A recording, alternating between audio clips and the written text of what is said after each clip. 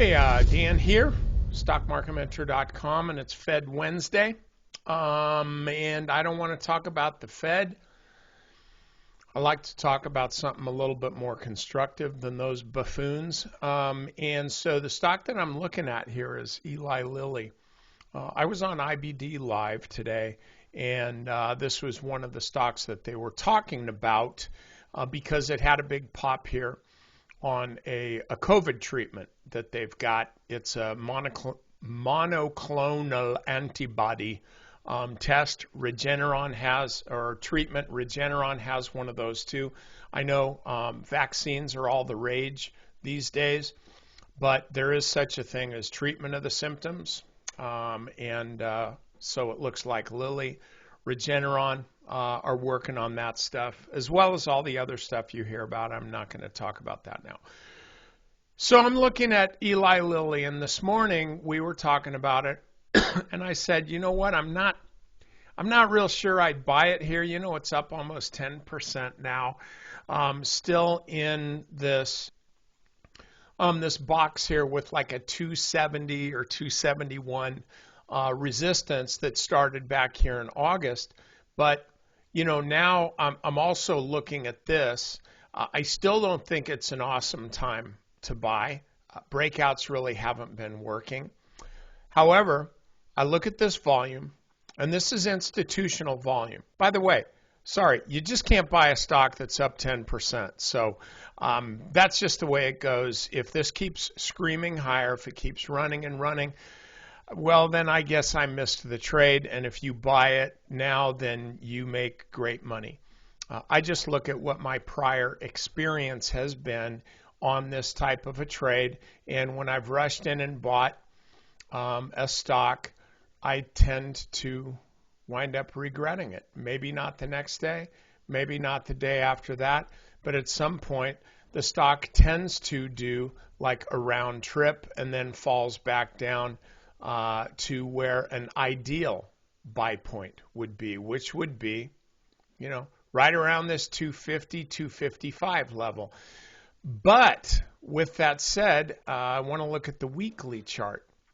Okay, so we see a little bit different deal here in that this stock has really been kind of pinching for a while. Obviously a nice uptrend. Obviously, golly gee, wouldn't it have been nice to buy here at 90? Can't do that. We don't have a Wayback Machine. So what I'm looking at here, though, is a stock that, again, I think this is still in demand by institutions, and that could last for quite a while. I'm just looking at something here. If I go over to MarketSmith and I'm looking at the number of funds that are buying this stock, it still is increasing, even though this is it's a very, it's an old company. It's safe. Everybody already knows who Eli Lilly is, what Eli Lilly is, and so it's not like this is an IPO. Okay, but the thing is, it's under a pretty nice accumulation. It's got a good growth potential, and they just reported that they expect $28 billion in sales for 2021.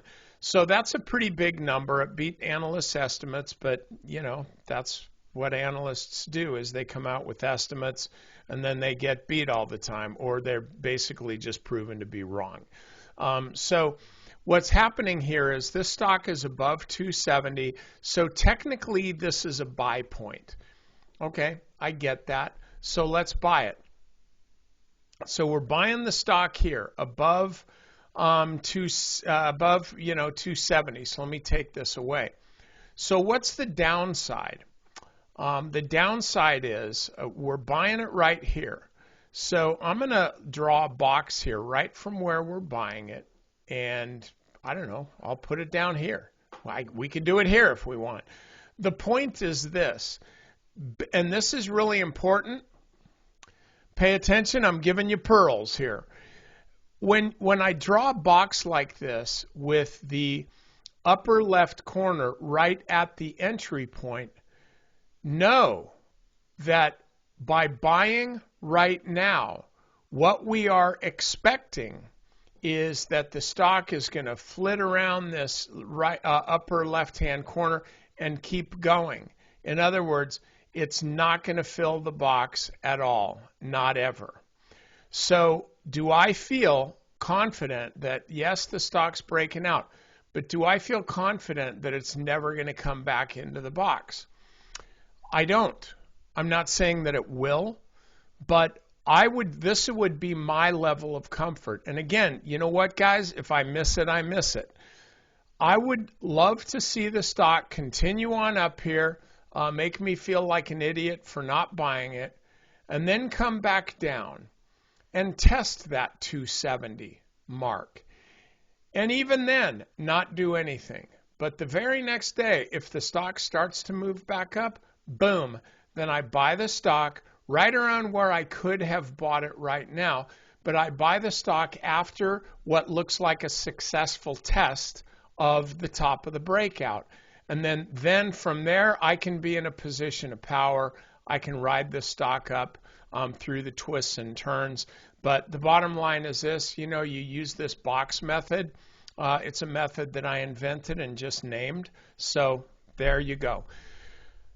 Do that and you will find that you avoid making a lot of what turn out to be really bad trades, okay? All right, that's it. And look, if you're a member of IBD and you have live IBD live, check out today's recording. It was a pretty good one. I had a good time doing it, and I'll be back sometime soon. And definitely try Stock Market Mentor 30-day trial.